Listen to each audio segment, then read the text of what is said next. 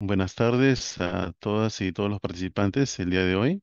Em, Hoy nos reúne un día muy importante, ¿no? Conmemorativo al síndrome Asperger, ¿no? Es el Día Internacional del Síndrome Asperger, coincidente con el natalicio de Hans Asperger, ¿no? Quien estudió los primeros casos de este síndrome, ¿no? O condición clínica, que ahora vamos a poder departir y compartir con ustedes. ¿Sí? Bueno, mi nombre es Jorge Luis Chapi Mori, soy psicólogo especialista en neuropsicología del Hospital Cayetano Heredia. Bueno, para enmarcarnos mucho mejor, hablemos un poco sobre el neurodesarrollo, ¿sí? Ya que el síndrome de Asperger se encuentra circunscrita dentro de esta, ¿no? Para comenzar, el neurodesarrollo implica pues definitivamente el proceso entre crecimiento y maduración de las funciones bajo la dirección del cerebro, ¿no? Sin este órgano funcional no podría haber la maravillosa, pues, forma de nosotros expresarnos, ¿no? Tanto a nivel muy esencial físico hasta lo más complejo que son los afectos, ¿no? Y la cognición. Definitivamente no nos centremos estrictamente en el niño o niña, ya que el desarrollo, neurodesarrollo va incluso más atrás, ¿no? A nivel intrauterino y esto se prolonga a lo largo de la vida también. Pero sí es importante que en esta etapa de la vida va a haber los cambios más drásticos, más complejos, enriquecedores para nuestra vida. Vamos a conocer dos aspectos importantes, que es el desarrollo anatómico, que tiene que ver con la estructura, no tanto a nivel celular, tisular, a nivel orgánico, a nivel corporal, ¿no? Cerebral, si lo queremos llamar así, y el desarrollo funcional que tiene que ver con la maduración, la madurez de ciertas funciones. Recordar que es una analogía, ¿no? Ya que la madurez como tal, pues, lo hemos adoptado de la biología, ¿no? Sin embargo, es importante notar, pues, que hablar de madurez es el estado culmen, ¿no? De las funciones de ciertos órganos, ¿no? Y el cerebro va a ser dinámico, pues, no es que tenga un fin, ¿no? Una finalidad sí, pero no un fin como tal. Bueno. Se sabe pues, que el neurodesarrollo, ¿no? Tiene implicancia biológica, implicancia ambiental, ¿no? Y en este aspecto, la genética juega un papel importantísimo, ¿no? Sabemos, pues, al haber una alteración en la codificación genética, va a generar también una expresión principalmente anómala, no siempre, en la expresión fenotípica, es decir, en nuestros organismos, en nuestro comportamiento. Pero en los años 70 hacia adelante, sobre todo los 2000, ¿no? Se le ha dado importancia a la epigenética, ¿no? Para poder hablar epigenética podemos hablar mucho más, pero para centrarnos, ¿no?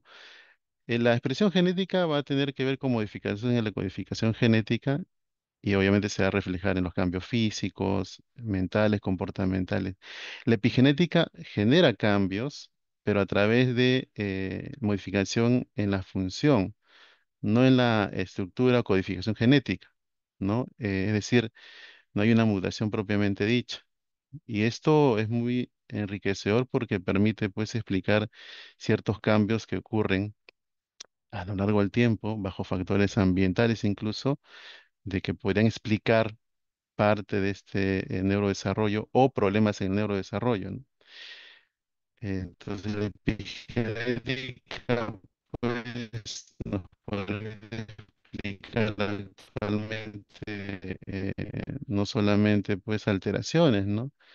Entre ellas problemas mentales, diabetes y más, sino también cómo se puede desarrollar a lo largo, pues, del tiempo de la vida de una persona. Muy bien, entonces, como les mencionaba, ¿no? No es que hay una alteración en la codificación, ¿no? Sino en la expresión, básicamente. Ahora, hablar de trastornos de neurodesarrollo es bastante amplio. Hoy vamos a hablar de síndrome de Asperger y por lo tanto es necesario centrarnos más en lo que son los desarrollos psicológicos, psíquicos, ¿no? Que obviamente están vinculados definitivamente al sistema nervioso central. No hay una vinculación. Entonces, en esta perspectiva, hablar de un trastorno de neurodesarrollo o de desarrollo, pues tiene que ver con aspectos de comportamiento, aspectos cognitivos, afectivos, emocionales, ¿no? El entorno de la persona en la que está situada, ¿no? O cómo se desempeña. Hablamos también del desarrollo de las habilidades, tanto escolares, habilidades de la vida diaria, ¿no? Y definitivamente centrado siempre en el desarrollo cerebral, ¿no? Bueno, en esta perspectiva entonces vamos a ir notando que este desarrollo, al generarse problemas, podrían generar discapacidades, ¿no? Podrían terminar en discapacidades. Para hacerlo más simplificado, vamos a hablar, según Rosell y Matute Ardila, ¿no? De dos tipos de discapacidades, unas llamadas mayores y otras menores. Cuando hablamos de menores, hay una implicancia menor de la afectación cognitiva, ¿sí? Y obviamente en correlato al cerebro, al sistema nervioso. Cuando esta discapacidad se vuelve mucho más compleja, más grave, pues la disfunción cognitiva, la gravedad del daño cerebral es mucho mayor. Por lo tanto, ya situándonos nosotros dentro de esta perspectiva del neurodesarrollo con implicancia psíquica, vamos a encontrar muchas formas de clasificar. Algunas son necesarias para poder identificar dentro del sistema de salud, ¿no? Que sean visibles estos casos. Entre ellos, pues, el manual diagnóstico de SM, ¿no? Que si bien es cierto, en nuestro país usamos todavía la clasificación internacional de enfermedades versión 10, ¿no? Pero ya a nivel internacional se utiliza otras perspectivas, ¿no? La 11, o en el caso de las enfermedades, perdón, trastornos mentales, el DSM-5, ¿no? Y esto añadido a que, pues, a que el autismo como tal, al ser parte de los trastornos de neurodesarrollo, ¿no? Había una diferencia entre estas, ¿sí? No había mucha claridad en cuanto a la clasificación. Si nos regimos bajo la mirada del DSM-5, ¿no? Nos habla de varios tipos de trastornos de neurodesarrollo y entre ellas encontramos el trastorno del espectro autista.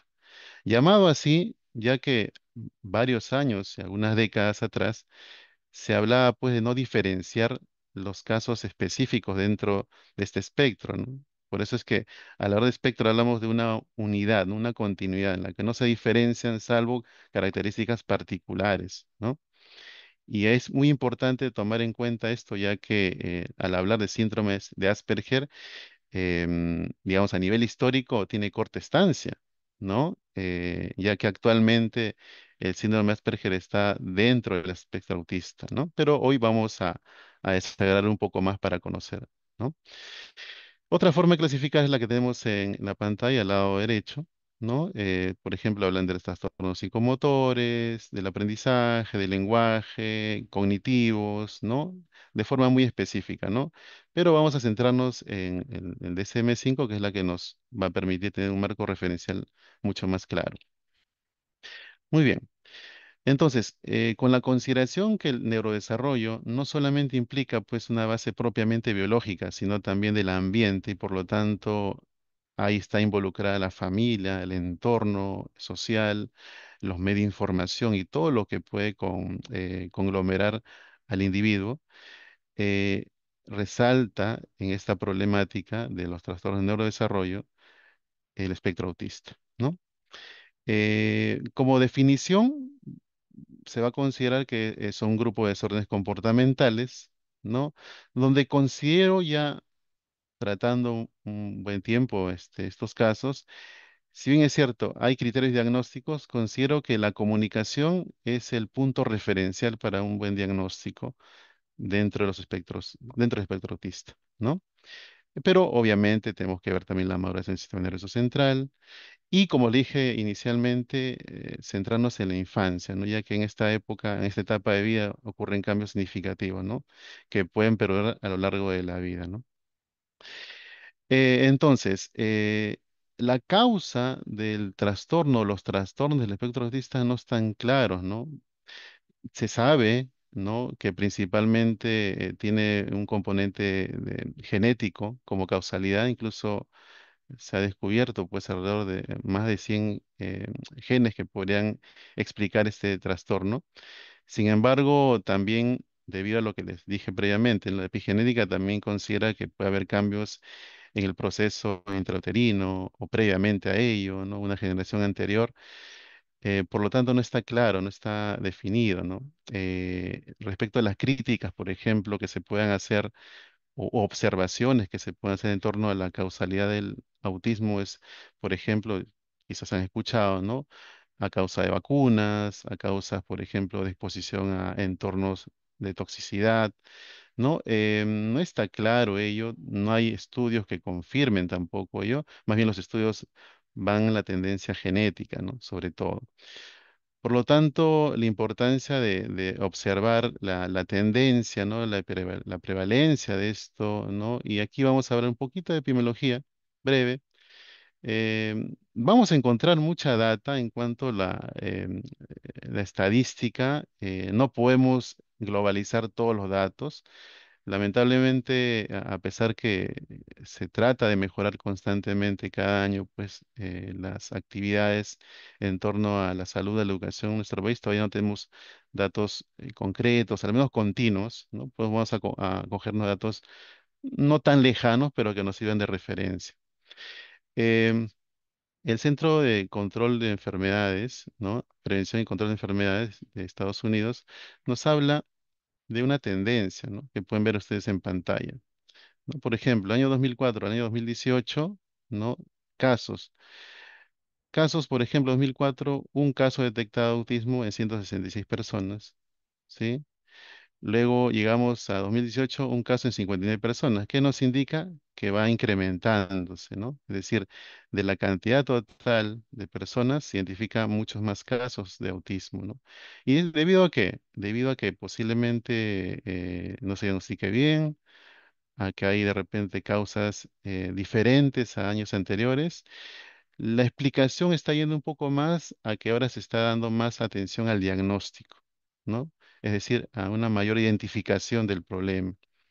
Por lo tanto, eso nos sirve no solamente con fines, pues, de eh, saber la prevalencia, sino de tomar acciones, si no políticas, al menos clínicas en cuanto, y educativas en cuanto a la atención a estas personas, ¿no? Que tengan esta condición. Tradicionalmente se habla pues de uno cada 160 casos, pero ustedes están viendo que la tendencia va pues más bien en crecimiento de los casos, ¿no? También de que entre 3 a 4 niños hay una niña que presenta, ¿no? TEA. Y si hablamos en un grupo de personas que tengan la capacidad intelectual promedio, es muy probable que entre 4 personas con esta capacidad intelectual promedio encontremos uno con espectro autista. Y en las personas con discapacidad intelectual, más bien encontremos entre 2 personas una que tenga trastorno del espectro autista. Es decir, hay una mayor probabilidad de que encontremos casos de discapacidad intelectual dentro de TEA. Ojo que no me he centrado directamente en síndrome Asperger, sino en TEA. Y como dije, en Latinoamérica no hay muchos datos organizados. Vamos a encontrar de forma muy parcial. Estamos en una charla informativa, no una charla epidemiológica o estadística que les pueda permitir más data, ¿no? Pero nos sirve como referencia. Algunos otros datos que he obtenido, ¿no? En 2020, por ejemplo, el MINSA certificó a 5.328 personas con TEA. Por ejemplo, ahí a veces diferenciar quiénes son las personas que tienen síndrome Asperger puede ser algo complicado. Por fortuna, la codificación de CIE-10 que utilizamos actualmente sí nos permite diagnosticar síndrome Asperger, ¿no? O al menos identificarlos. No obstante, pues ahora pues se habla de grados, ¿no? De TEA y muchos de ellos con síndrome Asperger están en grado uno, ¿no? Por ahí puede haberse pasado uno que otro, por ponerlo así en palabras simples, ¿no? Pero se ha incrementado respecto a años anteriores, ¿no? Y como ven en el segundo dato, ¿no? La mayoría de casos son varones, ¿no? Hay una tendencia que se ha ido dando en el tiempo, ¿no? Y en este caso se ha identificado como casos de síndrome Asperger, ¿no? Bueno, y la Defensoría del Pueblo nos estima que hay, al menos para el año 2022, ¿no? 204.818 personas con TEA, ¿no? Definitivamente podrían haber más, ¿no? La dificultad, como les mencioné, podría ser en que no se está tomando de repente en cuenta buenos criterios diagnósticos, de repente no hay especialistas en todas las regiones de nuestro país Y en fin, hay muchas carencias que no solamente se circunscriben a esta condición, ¿no? Algunos conceptos importantes para ya tener en cuenta en lo que es el síndrome de Asperger, ¿no? Recordemos entonces que el síndrome de Asperger, ¿no? Aquí en verde, eh, ha sido una forma, un tipo dentro de lo que son los llamados trastornos generalizados del desarrollo, ¿no? Ahora han sido transformados o denominados ya trastorno de espectro autista, ¿no? Desde el año 2013. Sin embargo, el síndrome de Asperger como tal, ¿no?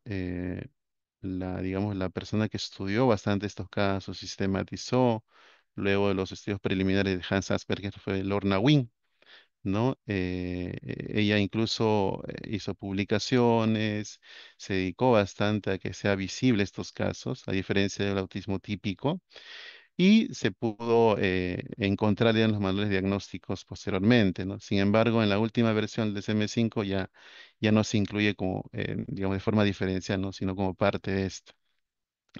Por lo tanto, no quiere decir que no exista, ¿no? La condición como tal, ¿no? Sino que bajo parámetros que pueden ser discutibles, pueden ser de repente llamativos, ¿no? Lo encontramos dentro de una continuidad, ¿no? Llamado espectro, ¿sí? Otros como por ejemplo el trastorno desintegrativo infantil, el síndrome de Rett, que tienen más un factor biológico, ¿no? O de enfermedad, ya han sido retirados, ¿no? Dentro de ese espectro. Sin embargo, están asociados, ¿ah?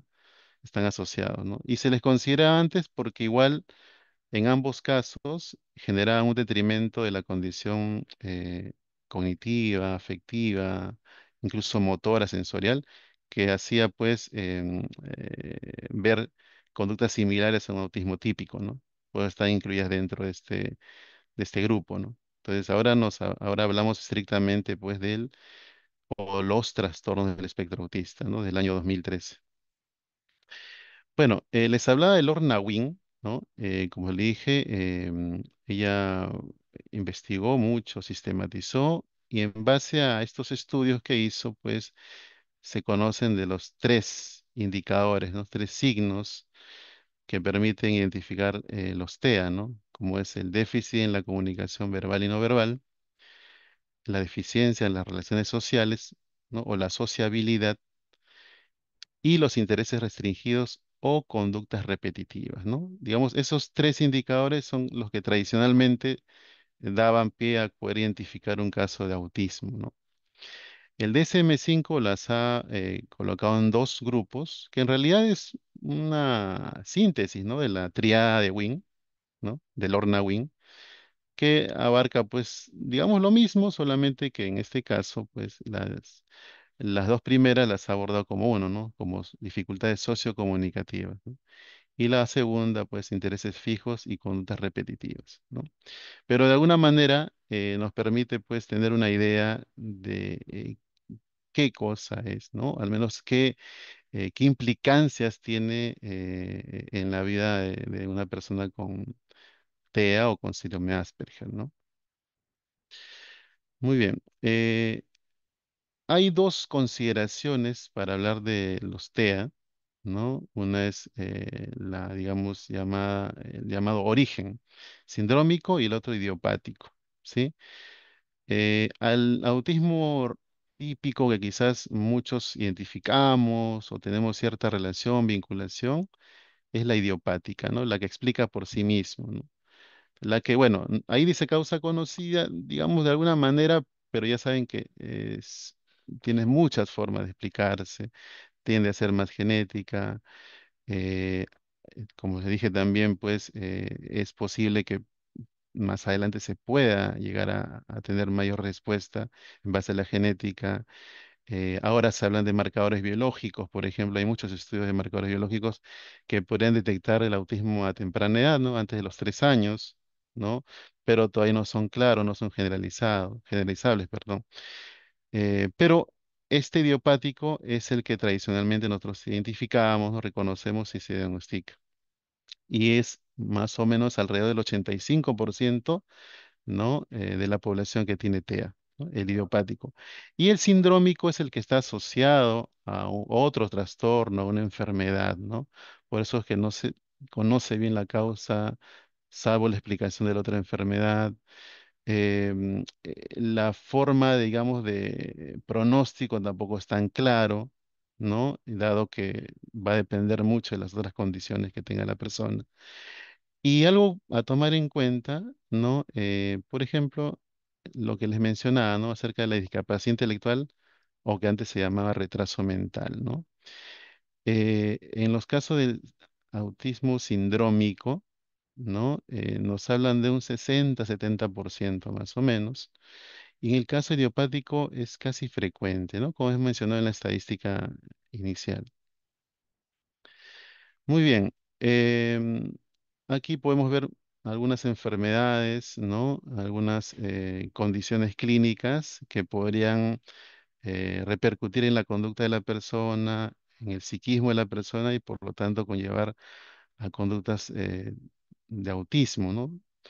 Como son pues trastornos genéticos, entre ellas la muy conocida el síndrome X frágil, ¿no? Síndrome de Red, que hemos estado mencionando hace poco, ¿no? Que ya ha sido retirado, ¿no? Dentro del trastorno espectro autista. Y otras que tienen ya una condición más neurológica, ¿no? Endocrinológica, y que mucho de ellos podría llevar incluso a peligrar la vida de la persona, ¿no? Enfermedades congénitas, enfermedades por infecciones, exposición a sustancias, ¿no? Enfermedades propiamente ya neurológicas, en fin, hay muchas que pueden explicar esto, ¿no?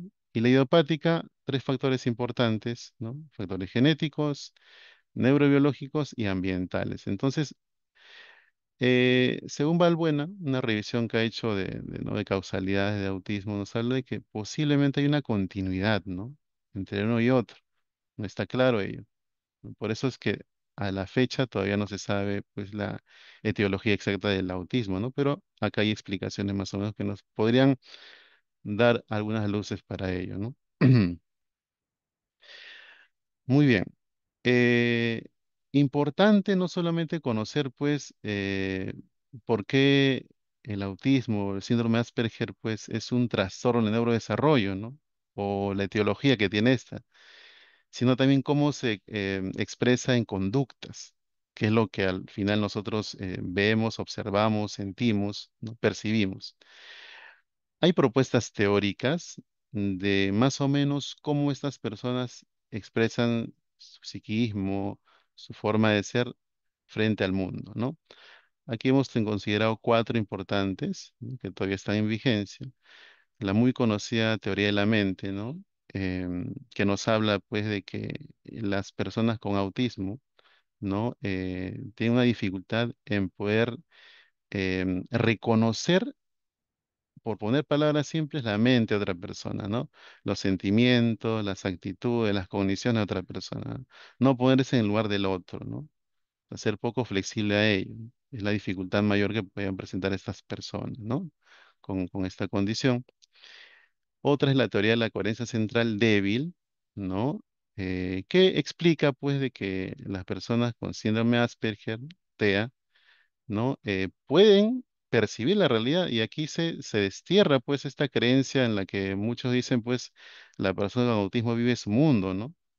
¿No? La persona puede percibir de repente el televisor, la taza, la persona que está frente a sí, pero esta teoría nos da a entender de que lo entiende de manera parcial, ¿no? O sea, puede ser muy minucioso en aspectos, en detalles, pero no las integra, ¿no?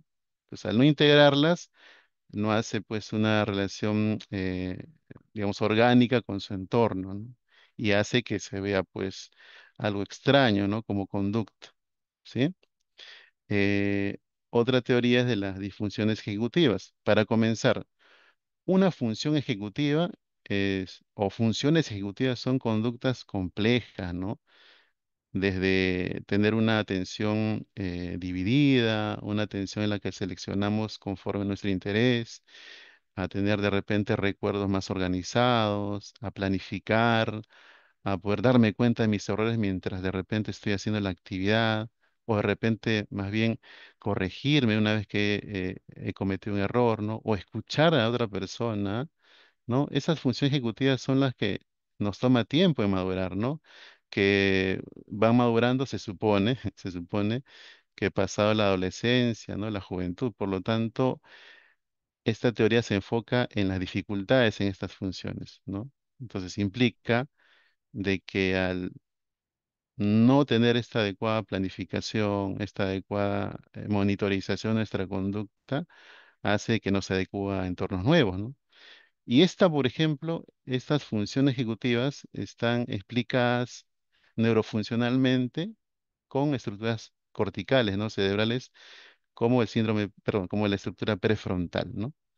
Que hablando pues como maduración del cerebro es la última que va madurando y se va formando, ¿no? La zona frontal de las personas. Entonces, es una explicación de las conductas de las personas con síndrome de Asperger. Y otra teoría, también de Simon Baron Cohen, él también es el quien desarrolla la teoría de la mente, nos habla de la teoría de la empatía sistematización.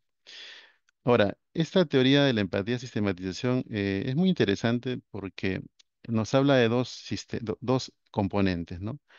La empatía, como sabemos, ¿no? Tiene que ver con la capacidad de poder reflejar o reflejarme en el otro, ¿no? O incluso viceversa también, ¿no? Posiblemente saber qué podría esta persona opinar de mí, ¿no? Y la sistematización es la forma como organizo mi entorno, ¿no? Desde lo más sencillo, ¿no? Que es, por ejemplo, ver qué tengo que hacer más tarde, ¿no?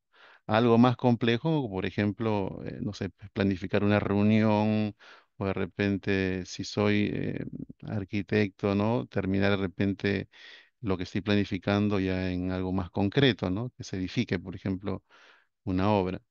Entonces, nos plantea Baron Cohen que estamos siempre entre estos dos aspectos para relacionarnos con el mundo, ¿no? Una de las críticas que se hacía era de que él había tomado como un modelo, ¿no? De que la empatía tendría que ver más con cerebros femeninos y la sistematización más con cerebros masculinos, ¿no?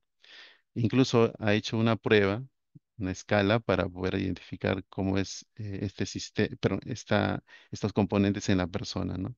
Había un sesgo en el cual siempre se mantenía pues de que la sistematización correspondía más con varones. Ahora se ha hecho una revisión de esa escala y ya como que regula un poco más ello, ¿no? Para de resumir, ¿qué nos explica la teoría de la empatía sistematización? Cómo nosotros reconocemos, ¿no? El entorno, o sea, somos objetivos, que es la empatía cognitiva, y cómo la siento, ¿no? Cómo la percibo, cómo afectivamente reconozco algo que es la empatía propiamente afectiva, y la sistematización, cómo organizo mi entorno, ¿no? O cómo me organizo yo. Muy bien. eh, entonces, estas cuatro propuestas teóricas no nos explican cómo se origina el autismo. Ya hemos hablado que tiende a ser más un origen genético, ¿no? Sino nos explican cómo son las conductas, ¿no? ¿Por qué estas personas tienen estas características comportamentales? Muy bien. Ya creo que ya tenemos más o menos una referencia, ¿no? De qué se TEA, ¿no? El síndrome de Asperger, ¿no? Como ya he mencionado previamente, era parte de la tipología de los trastornos generalizados de desarrollo, ¿no? Entre ellas, pues, se compartía también la misma categoría con el autismo típico. Pero vamos a hablar en este caso más del síndrome de Asperger. Muy bien. Conductualmente, ¿no? Lo que va a reflejarse como dificultad en estas personas es la sociabilidad. No necesariamente la socialización. Es decir, la socialización es el hecho de poder estar en un grupo, no ser parte del grupo. La sociabilidad es el hecho de la interacción que haga con este grupo, ¿no? Entonces la dificultad principalmente está ahí, ¿no? Y algo que se marcaba siempre respecto al autismo típico es que había una preservación mayor de las habilidades del lenguaje. Y cuando hablamos del lenguaje, de repente rápidamente se nos viene a colación el lenguaje oral, ¿no? Que es lo que mayoritariamente hacemos. No, no solamente eso, ¿no? Sino en la expresión incluso. Y al hablar de una expresión del lenguaje, hablamos pues de la gestual, la no verbal también, ¿no? Entonces, hay una mejor condición para poder expresarse, ¿no? Usando el lenguaje a diferencia del autismo típico, ¿no? Y usualmente, respecto a las habilidades intelectuales, como también vimos en la estadística, tienden a ser, eh, al menos tener un desempeño regular alto.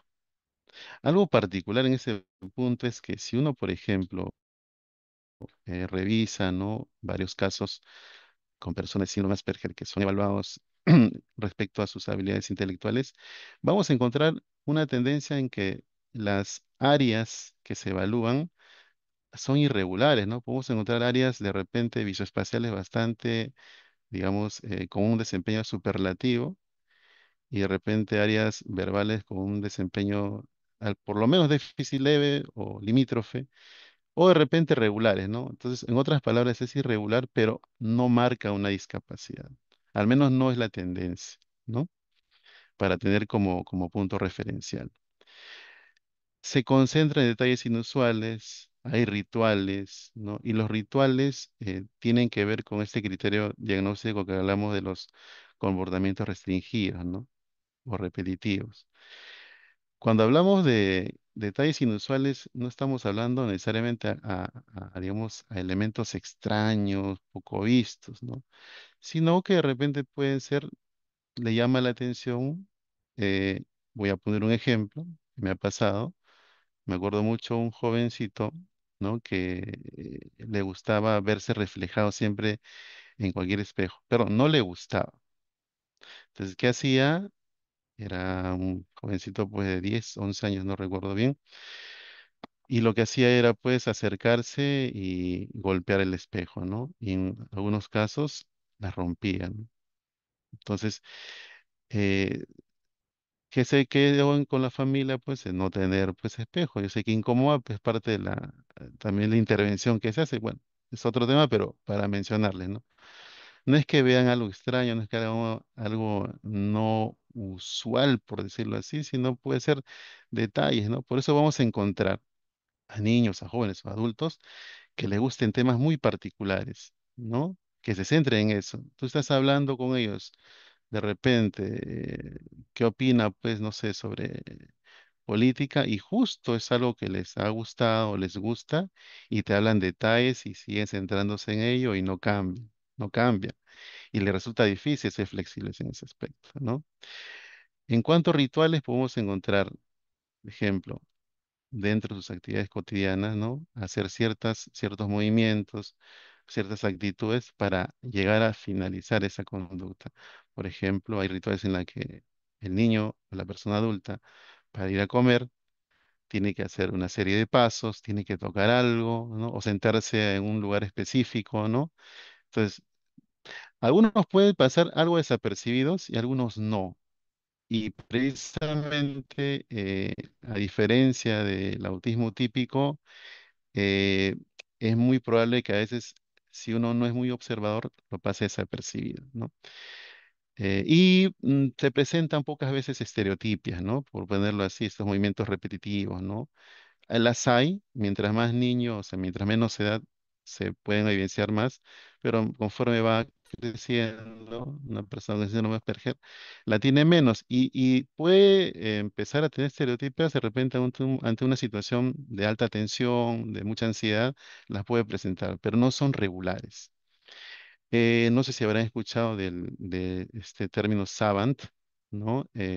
Hay todo un entorno, no es algo claro, no es algo definido, no es una condición clínica como el caso del síndrome de Asperger, ¿no? Pero para tener una referencia de los savant, hablaban pues de las personas, los tontos sabios, por decir así, ¿no? Un poco peyorativo la imagen, la forma de poder conocer o se mencionaba de las habilidades únicas, ¿no? Ahora, no quiere decir que todas las personas con síndrome de Asperger sean savant, pero se ha encontrado que muchos savant, ¿no? Tenían la condición de síndrome de Asperger. Un caso particular, no sé si ustedes recordarán eh, esta película, Rayman, ¿no? En la cual pues el personaje tenía una memoria pues excepcional, ¿no? Podía recordar lo que leía pues en cuestión de horas, recordar a detalle, ¿no? Entonces son habilidades muy específicas, ¿no? Por lo tanto, eso no refleja necesariamente que a nivel intelectual o desempeño en su vida cotidiana sea adecuado, no acorde. Entonces, son también para tomar en cuenta, ¿no? Por eso nos puede sorprender a veces que haya niños con síndrome de Asperger que simplemente escuchando melodías no puedan aprender a tocar música, ¿no? A partir de solamente escuchar. Muy bien, les mencionaba entonces estas particularidades de las personas con síndrome de Asperger, pues nos puede llamar mucho la atención o a veces hay padres, cuidadores que se les puede pasar desapercibido y lo toman como algo regular, ¿no? Cuando no necesariamente lo es. Eh, Algo que también muchas veces se tiene, así como esta idea de que las personas con TEA, ¿no? Viven su mundo, que ya hemos dicho que no es así, ¿no? Es respecto a cómo ellos se comunican, ¿no? Se habla precisamente de que la comunicación, o perdón, el lenguaje no solamente es hablado, ¿no? O si es hablado, ¿no? Hay que identificar cómo es. Entonces, ahí radica la importancia de poder ser muy fino al escuchar, ¿no? O de repente al mover cómo interactúa esta persona su lenguaje. Aquí se tiene que ver cómo es la prosodia, es decir, la melodía, la entonación, el volumen, suelen ser planos a nivel melódicos, ¿no? Suelen elevar mucho el volumen o bajarlo, ser muy irregulares. Cuando hablamos de habla telegráfica es aquella comunicación verbal en la cual no usa a veces elementos para poder conjugar con los verbos, ¿no? Por ejemplo, vamos y comer, ¿no? O de repente puede decir eh, mamá pelota, ¿no? Sobre si hablamos en casos pequeños. Entonces, es también para tomar en cuenta, ojo, no necesariamente al tener un habla telegráfico en un niño ya sea una condición para poder diagnosticar síndrome de Asperger, sino es parte de, ¿no? Entonces, el lenguaje expresivo no solamente en la oralidad propiamente dicho, sino la prosodia, ¿no? La forma, cómo es la melodía, el volumen, el tono. Ya hemos dicho que son rígidos, no son muy flexibles, la atención puede ser muy fluctuante. Si son detalles que les agrada, su atención focalizada va a ser muy excepcional, ¿no? Su memoria puede ser muy excepcional, pero cuando se le brindan diversas tareas, tiende a más bien tener dificultades, ¿no? Se habla también de unas neuronas particulares llamadas espejo especulares, que la vamos a encontrar principalmente, ¿no? En el lóbulo temporal, ¿no? Que tienen que ver, pues, con la memoria, ¿no? Situaciones, de poder reflejar qué es lo que puede estar sintiendo otra persona, ¿no? Por ejemplo, ustedes se habrán dado cuenta si ven una película de terror, ¿no? Cuando le están persiguiendo a la víctima y le quieren hacer daño, uno empieza a sentir algo, ¿no? Como una sensación de miedo. Entonces se menciona de que estas neuronas espejos están activas ahí, ¿no? Es una forma como de empatizar con la otra persona, ¿no? Entonces se menciona que había una alteración en estas neuronas, ¿no? Una forma de explicación también. Muy bien. Algunas otras alteraciones que podemos encontrar. Eh, Básicamente corticales, ¿no? Es decir, en la corteza cerebral, ¿no? Ya explicamos una de ellas, que son las neuronas espejo. El principal debemos encontrar pues, el lóbulo temporal. Otras que hemos mencionado, por ejemplo, la teoría, ¿no? De las disfunciones ejecutivas, que tiene que ver con el lóbulo frontal, o principalmente prefrontal, que es el último, ¿no? Por desarrollo, pues, o maduración, el último en se forma y último en madurar, ¿no? Que nos explica, pues, de que las altas capacidades psíquicas, ¿no? Van en competencia, van en concordancia con la maduración de esta estructura, ¿no? Entonces son también aspectos a tomar en cuenta como para explicar ciertas conductas, ¿no? Ahora, cuando hablamos de nocias, sí, las nocias es el reconocimiento que tengo del entorno, ¿no? a nivel visual, a nivel auditivo, a nivel táctil, del espacio, ¿no? Entonces, estas zonas posteriores, que es la zona de atrás, no el frontal, la parte de atrás, que es el lóbulo parietal, occipital, temporal, tendrían ciertas irregularidades en la maduración, ¿no? De su funcionamiento. O sea, no es que no funcionen, sino no va en consonancia con lo que se espera al estímulo, ¿no? Y que podrían explicar algo de la regularidad de la integración respecto a un estímulo, a conductas sociales, por ejemplo, ¿no? Otras que ya tienen que ver más con estructuras, digamos, subcorticales o por dentro del cerebro, ¿no? Como por ejemplo el hipocampo, la amígdala cerebral, que son estructuras importantísimas en la formación de recuerdos afectivos, emocionales o la consolidación de información cognitiva, ¿no? Por ejemplo, yo aprendo algo ahora, de repente lo que estamos ahora compartiendo como información, ¿no? Me interesa, ¿no? Voy asociando, mira, estoy recordando esto que antes lo leí, de repente lo escuché o veo en mi práctica cotidiana, ¿no? La corteza está funcionando, pero para que se consolide esa información, ¿no? Va hacia abajo, va por el hipocampo. Si hay un impacto en mí, que es la idea también de sensibilizar sobre estos temas, entonces va a permanecer más en el tiempo, ¿no? Y esta estructura subcortical, ¿no? Está muy vinculada a la corteza cerebral, ¿no? La corteza medial que llamamos que es la que está hacia adentro, vinculada a aspectos afectivos, ¿no? O sea, mientras más adentro la estructura cerebral y no va a tender a relacionarse más con las, las formaciones límbicas, ¿no? Que están vinculadas a emociones, a consolidación de información de la vida cotidiana, ¿no? Incluso también recuerdos motores, ¿no? Procedimentales. Entonces, tiene alguna relación con esto, ¿no? Por eso podría explicar también de alguna manera, pues, alguna alteración en los movimientos, ¿no? Como estas estereotipias. Que por cierto, creo que mencioné, las estereotipias no explican el autismo, o sea, no explican el diagnóstico de autismo, ¿no? Hay estereotipias, digamos, regulares, normales, ¿no? Un desarrollo normal. Hay estereotipias patológicas, ¿no? Que son parte del autismo, ya que tiene otra condición, ¿no? De explicar.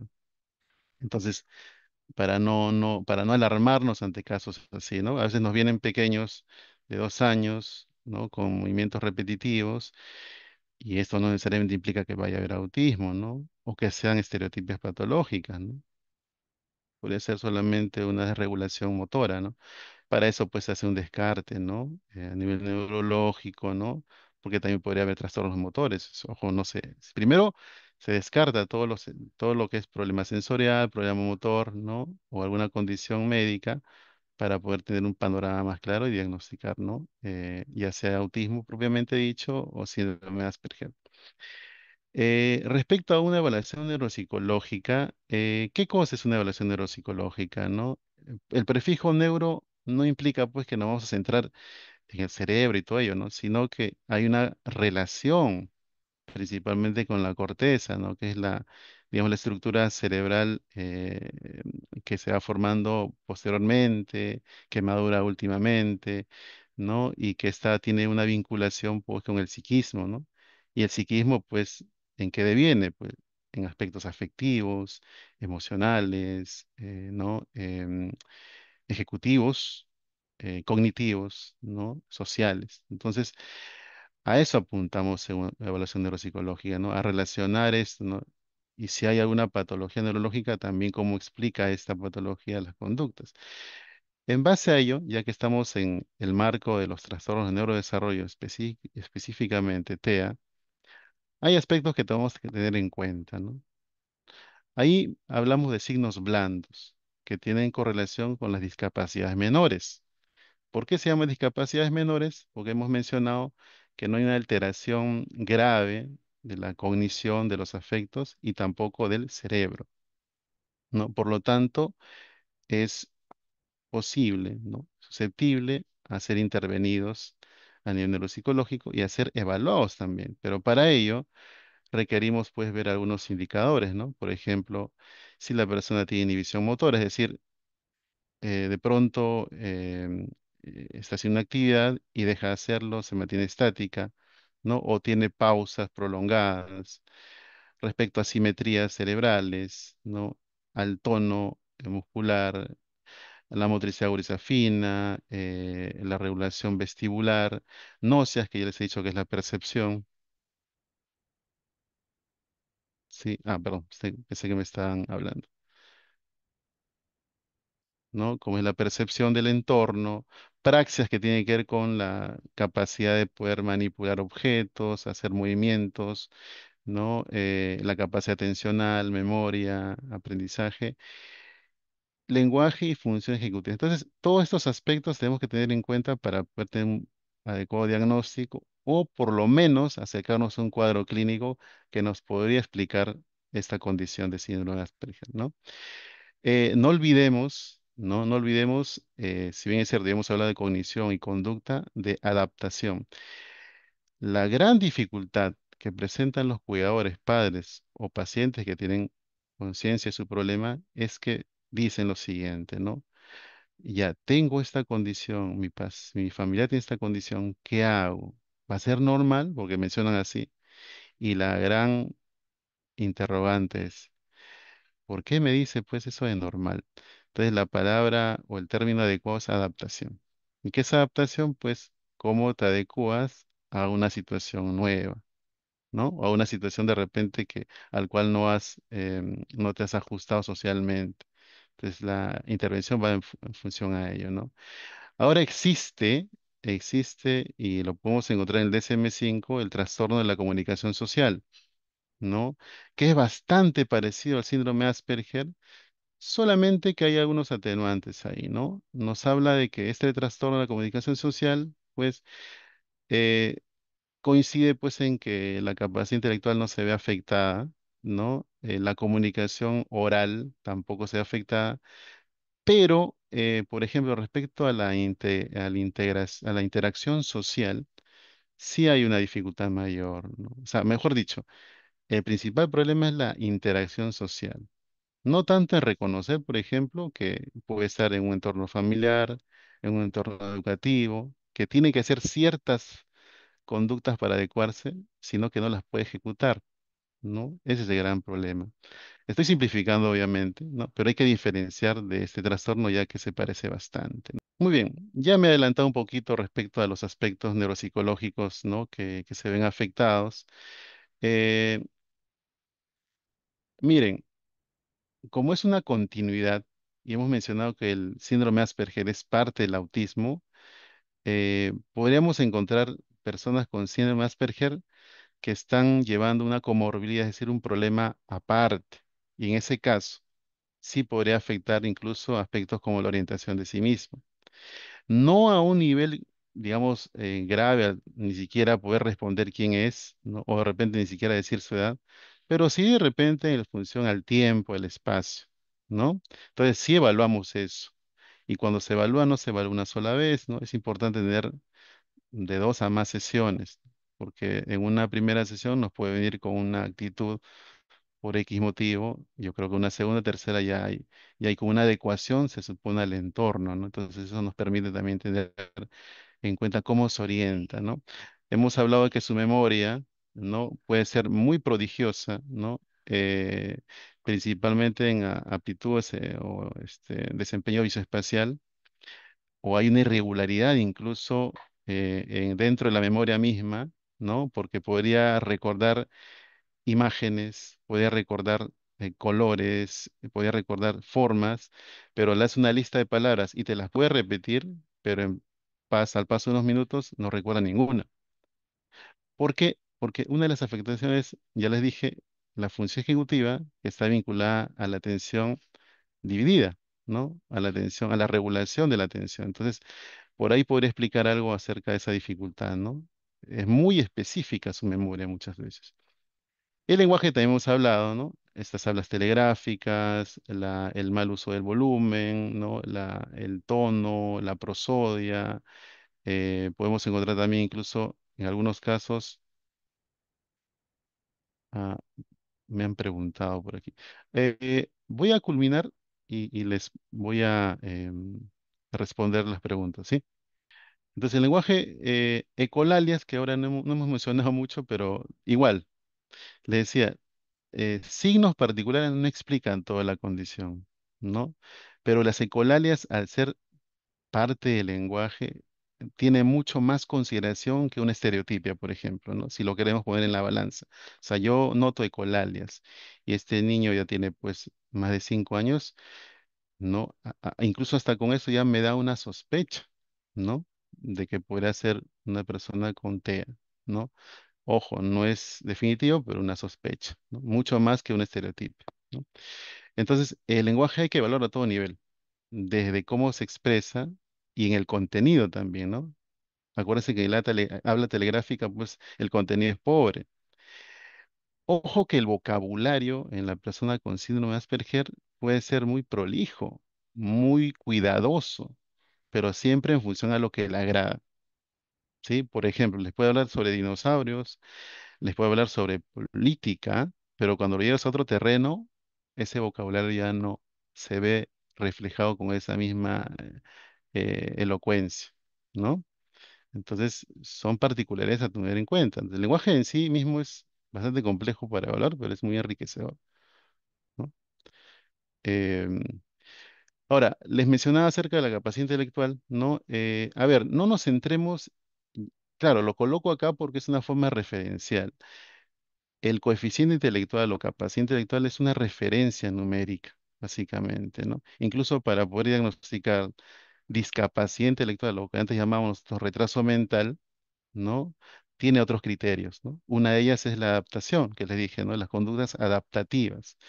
Por lo tanto, me puede servir como referencia, ¿no? Cuando hablamos de 70 como CI, me indica que está en un nivel ahí intermedio entre una deficiencia y un nivel medio bajo, ¿no? O sea, como que está en el limbo, ¿no? O en el límite, por decirlo así. Puede ser que tenga eso, pero hay áreas específicas, sobre todo las visoespaciales, que son muy altas muchas veces. Por eso se habla de irregularidad en la capacidad intelectual, ¿no? Hemos hablado que es poco flexible también en su pensamiento, ¿no? Es muy restringido, tiene rituales, llega incluso a no comprender algunas bromas, ¿no? El sentido del humor es bastante limitado, ¿no? Precisamente por la poca flexibilidad. Y en la psicomotricidad ya hemos hablado, ¿no? Una relación bastante estrecha, pues, incluso con problemas en las praxias finas, ¿no? Sobre todo de mano, desplazamiento, en las actividades motoras de desplazamiento, como correr, hacer deportes, puede ser algo torpe muchas veces, ¿no? En la motricidad fina sí se puede adecuar un poco mejor incluso, ¿no? Pero es para tomarlo en cuenta. En cuanto a la afectividad y comportamiento psicosocial, creo que es el que resume mucho de lo que hemos hablado, ¿no? Primero, recordar, el psiquismo no solamente es cognición, no solamente es conocer, el psiquismo también son afectos, son sentimientos, emociones, son actitudes que uno tiene respecto a algo, ¿no? Y recordemos que una actitud es muy difícil de cambiar. Yo no les puedo cambiar rápidamente la opinión que tienen acerca del aborto. Aquella persona que me dice que está en contra del aborto, rápidamente no va a hacer que modifique ese pensamiento, ¿no? Entonces las actitudes son algo que se va formando en función al tiempo y en función a tu entorno. Entonces, la persona con autismo también tiene sus actitudes. Bajo los enfoques teóricos que hemos mencionado, habrá que explicar también ciertas conductas, ¿no? Entonces, los afectos se ven involucrados muchas veces por el entorno, pero principalmente, los afectos, las emociones tienden a ser poco expresivas en estas personas, ¿no? Y una de las explicaciones es lo que mencioné hace un rato, ¿no? A nivel neurofuncional, neuroanatómico, perdón, es que estas estructuras, por ejemplo, que tienen que ver con el sistema límbico, no están reguladas adecuadamente, ¿no? A veces puede ser, entre comillas, muy frío, muy fría la persona responder a un evento crítico que en el cual otra persona podría salir de repente llorando, gritando, o más bien ser muy sensibles a ello y de pronto, sin aparentemente una gravedad del estímulo, la persona puede llorar o salir gritando o molestarse mucho. Entonces hay una irregularidad en torno a la afección, no hay una autorregulación de las emociones tan adecuada, ¿no? Y eso hace obviamente que la interacción en un entorno nuevo, escolar, puede ser universitario o novedoso, ¿no? No se ajuste rápidamente a este entorno, ¿no? Eh, Aquí mencionamos, por ejemplo, no es que sea parte del síndrome de Asperger, pero puede ser una comorbilidad, por ejemplo, ciertas conductas obsesivas, ¿no? Por ejemplo, si yo veo que la persona con síndrome de Asperger, ¿no? Como les di el ejemplo, ¿no? Va al comedor bueno, a comer con la familia y tiene que hacer ciertos movimientos, eso podría reflejar de repente en pensamientos obsesivos también, pero eso ya tiene otra forma de poder evaluar, otra forma de poder integrar esa información y de repente establecer otro cuadro clínico comórbido. Por lo tanto, siempre tener en cuenta esto, ¿no? Que no solamente nos centremos en cómo se vincula con sus compañeros, o de repente si es o no expresivo cuando yo le digo algo, ¿no? O cuando es muy pequeño, si me responde rápidamente a la sonrisa, por ejemplo, que es un buen indicador, por cierto, ¿no? Sobre todo los 6 primeros meses, ¿no? Entonces, hay un conjunto de conductas sociales que es importante observarlo en varias sesiones y bajo también yo considero al familiar, ¿no? Entrenarlo en la observación. Yo creo que eso es un arma importante para tener en cuenta al momento del diagnóstico, ¿no? Ahora, en cuanto a pronóstico, es decir, a lo que esperamos, de acuerdo a la evolución regular de la persona con síndrome de Asperger, em, es irregular. O sea, definitivamente va a depender del entorno, de la intervención oportuna que se haga, ¿no? De las condiciones también físicas que tenga en este caso el niño o el adulto, ¿no? Y las comorbilidades que tenga ahí. Por lo tanto, la reflexión es en que la persona con síndrome Asperger no necesita un tratamiento por tener síndrome Asperger, porque desde la perspectiva neurodivergente, ni siquiera se le considera trastorno, ¿no? Se les considera condición, ¿no? Entonces, hay que ser bastante flexibles, como le digo, puede ser crítico incluso, ¿no? Criticable, otros pueden decir que sí, pero considero que bajo la intervención oportuna no nos centremos personalizando, ¿no? En este caso al individuo como un problema en sí, sino lo que se ataca en este caso son los problemas de conducta que puede llevar esta persona, ¿no? Desde, por ejemplo, lo más grave que puede ser autolesiones, escaparse, no querer hacer actividades cotidianas regulares, sobre todo si hablamos de niños, ¿no? O en caso ya de jóvenes adultos, ¿no? Pueden volverse agresivos al no hacer adecuarse en el tiempo, no llegar a una intervención oportuna, ya sea psicológica, psiquiátrica, de terapia ocupacional, de las más oportunas, ¿no? E incluso ya lindar con problemas legales, ¿no? En el caso de jóvenes y adultos, ¿no? Que uno diría, pues, pero ¿cómo así si no es muy expresivo? No, porque puede haber comorbilidad o simplemente su ajuste personal se da a un entorno, digamos, disfuncional y eso es lo único que ha aprendido, ¿no? Y se ha restringido en ello y eso se va a repercutir en entornos nuevos y puede generar problemas que ya tienen que ver incluso con, de repente, un juicio valorativo, pues, moral, ¿no? Entonces, miren, es amplio la forma de poder reconocer y abordar, ¿no? No solamente es netamente clínico y consultorio, ¿no? Que es obviamente importante y oportuno identificarlo, pero va más allá, ¿no? Y dentro de las comorbilidades, para ya conocer, para ir cerrando, se sabe que hay un espectro autista. El síndrome de Asperger está dentro de y podemos encontrar muchas comorbilidades. Estas son las principales, ¿no? Por ejemplo, el síndrome de Rett que ha sido parte del espectro autista, trastornos ansiosos, TDAH, trastornos oposicionistas desafiantes, trastornos obsesivos compulsivos, problemas de aprendizaje, problemas sensoriales, problemas motores también, el síndrome X frágil que es una condición más bien que puede llevar a ello y puede generar otro tipo de dificultades como discapacidades intelectuales, la depresión. Entonces, hay una serie de entidades clínicas que pueden ser parte de esta persona con síndrome de Asperger, y en lo cual, como les dije, no tratamos el autismo, no tratamos el síndrome de Asperger, lo que tratamos son conductas, ¿no? O cuadros clínicos que están acompañando a esto, ¿no? Y eso es muy importante tenerlos en cuenta. Hay modelos de intervención de varias formas, los modelos conductuales típicos, ¿no? Modelos que tienen que ver mucho con programas conductuales en el tiempo, de monitoreo con la familia, ¿no? Me voy a demorar mucho si explico cada una de ellas, pero acá les muestro, ¿no? Que están implicadas, por ejemplo, sobre conductas asertivas, entrenamiento en habilidades sociales, ¿no? Conductas programadas, dentro de ellas, por ejemplo, técnicas de, por ejemplo, control de la ansiedad, control de impulsos, ¿no?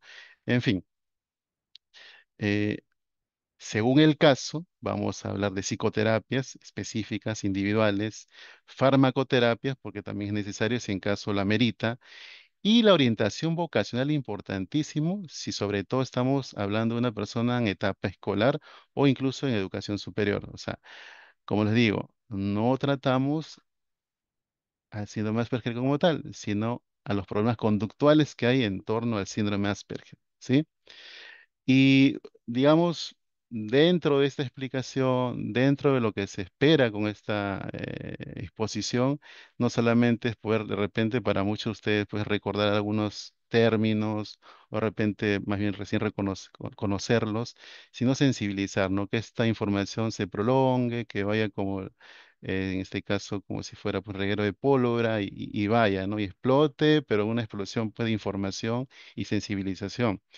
¿No? Entonces, hoy, con mucha más razón, que es un día conmemorativo, ¿no? Para esto. Y en el camino vamos a encontrar, pues, información divulgativa, información a veces adecuada, inadecuada, pero centrémonos siempre en que estamos viendo una persona con una condición y no una enfermedad, ¿sí? Hay ejemplos televisivos, artísticos. Podría mencionar nombres, no soy, digamos, de decir nombres de personajes porque no los conozco, no los he tratado, pero seguro por ahí sospechan bajo las características que hemos revisado el día de hoy. ¿Sí? Y bueno, finalmente, pues, no nos centremos solamente en el caso del paciente, sino a su entorno, ¿no? Al familiar, el cuidador y las adaptaciones ambientales necesarias, ¿no? Desde lo más básico que es de repente controlar sus impulsos, sus habilidades sociales, regularlas, hasta planificar, por ejemplo, qué podría estudiar o en qué podría trabajar, ¿no? Muy bien. Espero que haya sido preciso, espero que les haya interesado a partir de esta comunicación. Agradezco su atención.